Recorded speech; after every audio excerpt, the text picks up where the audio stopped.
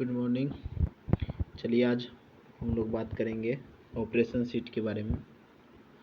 बाकी सभी ट्रेडों में तो ऑपरेशन शीट बनाना थोड़ा इजी होता है, तो ये ऑपरेशन शीट मैं खासकर सीएसए के स्टूडेंट के लिए बनाया हूँ।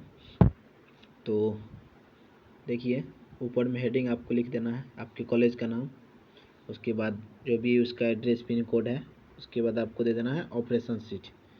उसके बाद आपका ट्रेड जो भी है वो लिखेंगे। उसके बाद रोल नंबर आप लोग लिख सकते हैं। उसके बाद अपना रोल नंबर जो भी है वो लिखेंगे। उसके बाद आपका नाम है, आप अपना नाम लिखेंगे।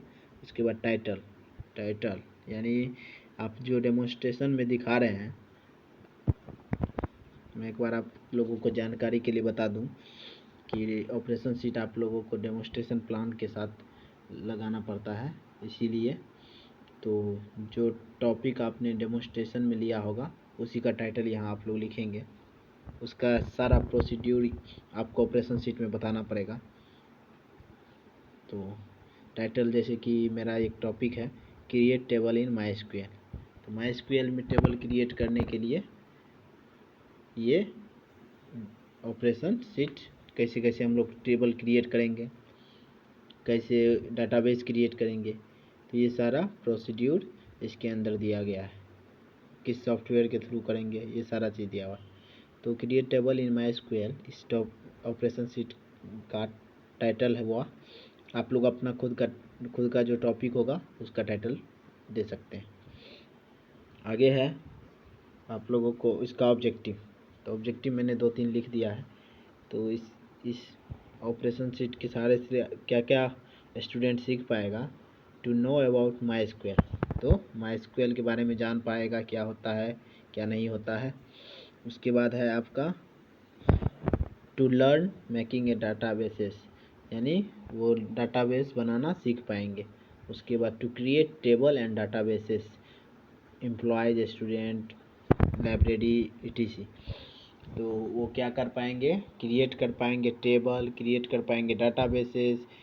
किसके लिए, एम्प्लॉय का, किसी स्कूल में का, किसी स्टूडेंट का, किसी ब्रांच का, किसी ट्रेड का टेबल क्रिएट कर सकते हैं, डाटाबेस बना सकते हैं। डाटाबेस बहुत ही इम्पोर्टेंट है। आप लोग देखते होंगे रेलवे IRCTC के ऐप पे सारे यूजर्स का डाटाबेस उपलब्ध रहता है, तो इस सॉफ्टवेयर के थ्रू से आप डाटाबेस के बारे में पूरा जानकारी ले सकते हैं। तो माईएसक्यूएल सॉफ्टवेयर का हम लोग यूज करेंगे। तो इसके बाद आप लोगों को प्रोसीड्यूर याद रखना होगा, तो प्रोसीड्यूर के बारे में लिखना पड़ेगा। तो प्रोसीड्यूर में आपको स्टेप बताने होंगे क्या क्या करने होंगे इस टॉपिक के अंदर। तो मेनली डेमोन्स्ट्रेशन में हम लोग प्रैक्टिकल ही बताते हैं, तो इसका प्रैक्टिकल आपको करके तो दिखाना है ही स्टूडेंट को, लेकिन वो एक नोट्स के लिए, जो आप अगर नहीं रहे तो स्टूडेंट क्या करेगा, तो इसके लिए ये ज़रूरत होता है। तो पहला स्टेप है click to open MySQL command line. तो माईएसक्यूएल का जो सॉफ्टवेयर आपके सिस्टम में इंस्टॉल होगा उस पर क्लिक करेंगे और उसका कमांड लाइन को ओपन करेंगे। उसके बाद स्टार्ट कोडिंग, तो कमांड लाइन आप लोग ये ब्लैक कलर का एक इमेज दिखाई दे रहा होगा, यही है आपका माईएसक्यूएल कमांड लाइन जिसके अंदर आप लोग कोडिंग करेंगे। तो स्टेप 2 क्या हो गया आपका, स्टार्ट कोडिंग। तो कोडिंग आपका स्टार्ट हो जाएगा। आगे आपका स्टेप है क्रिएट डाटाबेस, तो इसी कमांड लाइन के अंदर आप लोगों को क्रिएट डाटाबेस करना पड़ेगा। तो डाटाबेस क्रिएट करने का सिंटैक्स क्या होता है, क्रिएट डाटाबेस नेम, यानी क्रिएट डाटाबेस आपको लिखना ही होगा, उसके बाद डाटाबेस का नाम देना होगा। जैसे एग्जांपल है क्रिएट डाटाबेस MyDB, या आप कॉलेज भी लिख सकते हैं, कुछ भी लिख सकते हैं, अपना नाम दे सकते हैं। नाम देने के लिए सबको आता होगा, कुछ भी दे सकते हैं आप, जिससे रिलेटेड बना रहे हो उसका दे दीजिए। एम्प्लॉय से बना रहे हैं तो एम्प्लॉय का डाटाबेस दे दीजिए, शॉर्ट नेम आप लोग दे देंगे। तो इसका सिंटैक्स होता है क्रिएट डाटाबेस नेम। तो आप लोग कमांड लाइन में जाके लिखेंगे क्रिएट डाटाबेस MyDB, या जो भी आपका डाटाबेस का नाम होगा वो लिखते ही अगला स्टेप आएगा यूज, आपका डाटाबेस क्रिएट हो जाएगा। उसके बाद अगला स्टेप आएगा यूज डाटाबेस। तो इसका भी सिंटैक्स है, उस डाटाबेस जो हमने क्रिएट किया है उसको यूज कैसे करेंगे, तो यूज डाटाबेस नेम। तो हम लोग लिखेंगे यूज, उसके बाद डाटाबेस जो हमारा चाहे MyDB, एग्जांपल आप लोग देख रहे होंगे यूज MyDB। जैसे ही करेंगे तो एक मैसेज आ जाएगा डाटाबेस चेंज, यानी आप दूसरे डाटाबेस में पहले थे, अब आप अपने डाटाबेस के अंदर चले गए हैं। अब इसके अंदर आप टेबल बना सकते हैं, कुछ भी कर सकते हैं। तो आप अब किस डाटाबेस के अंदर चले गए हैं, जो डाटाबेस आपने अभी क्रिएट किया था। यहाँ देख पा रहे होंगे MyDB नाम के डाटाबेस में आप लोग चले गए हैं। तो अगला है क्रिएट टेबल। क्रिएट टेबल यही में हमारा टॉपिक था। तो जब तक डाटाबेस नहीं क्रिएट करेंगे, उसका यूज़ नहीं करेंगे, तो टेबल भी डाटाबेस क्रिएट करना ज़रूरी था, इसीलिए डाटाबेस पहले क्रिएट कर लिए, उसका यूज कर लिए। अब है क्रिएट टेबल। क्रिएट टेबल का सिंटैक्स दिया हुआ है, क्रिएट टेबल, टेबल नेम, उसके बाद ओपन हो गया ब्रैकेट्स, उसके बाद है column name 1, data type size, उसके बाद कंस्ट्रेंट्स, फिर column name 2, data type size, उसके बाद कंस्ट्रेंट, उसके बाद column name 3, data type size constraints.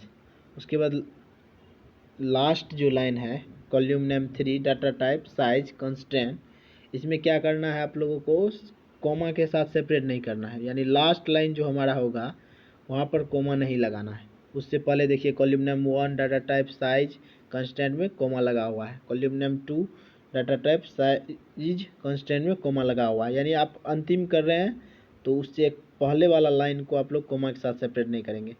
ये जो अंतिम करने से पहले column name 3 data type size constant है, यानी ये आपका लास्ट कॉलम है, उसके बाद आप इसको बंद करने वाले हैं, इसीलिए कॉमा के साथ सेपरेट नहीं करेंगे।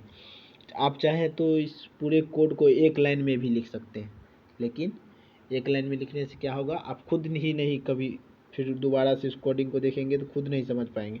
इसीलिए बेटर जो प्रोग्रामिंग होता है वो स्टेप बाय स्टेप होता है, इसीलिए आप नई लाइन में नीचे आते आते सारा कोड लिखेंगे तो अच्छा होगा। उसके बाद ब्रैकेट बंद हुआ है और सेमीकोलन के साथ हम उसे क्लोज करते हैं, और जैसे ही इंटर दबाएंगे तो आपको एक मैसेज आ जाएगा क्यूडी 0 इफेक्टेड। तो इस टाइप से आपका टेबल क्रिएट होगा। तो कॉलम नेम 1 यानी कॉलम नेम आप लोगों को देना पड़ेगा, जैसे नेम का एक कॉलम बनाना है तो नेम लिखना पड़ेगा, नेम का डाटा टाइप देना पड़ेगा, varchar होता है, उसके बाद साइज देना है, कितना लंबा हमारा नेम होगा। कंस्टेंट के बारे में हम लोग अभी बात नहीं करेंगे। उसके बाद कॉलम नेम 2, जैसे रोल नंबर है, रोल नंबर का डाटा टाइप कैसा होता है, रोल नंबर 1 2 3 ऐसे करके, तो इंटीजर ले लेंगे। उसके बाद साइज, जो भी जितना 10 आदमी का इंटर करना है तो 10 ले लेंगे। उसके बाद कॉलम नेम 3 एड्रेस ले लेंगे।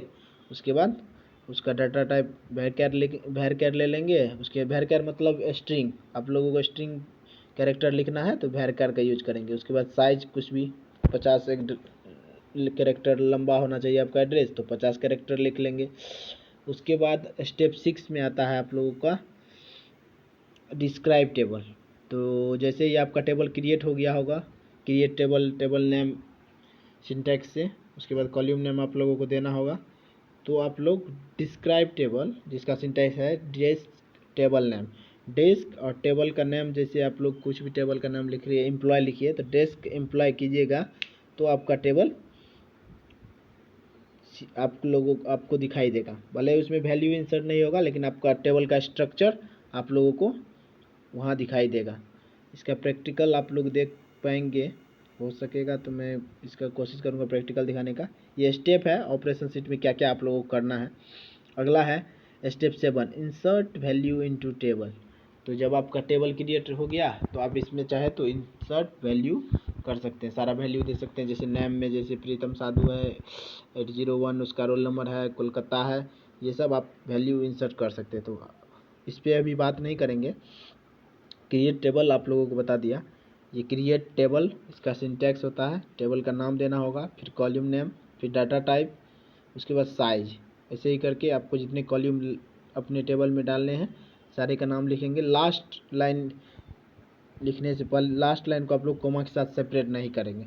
उसके बाद ब्रैकेट बंद करेंगे और सेमीकोलन के साथ क्लोज करते ही इंटर दबाएंगे, आपका टेबल क्रिएट हो जाएगा। लिखा आ जाएगा क्वेरी जीरो इफेक्टेड, तो आपका टेबल क्रिएट हो जाएगा। उसके बाद नेक्स्ट स्टेप है हमारा से 8 आउटपुट अभी हम लोगों ने इंसर्ट वैल्यू के बारे में बात नहीं किया।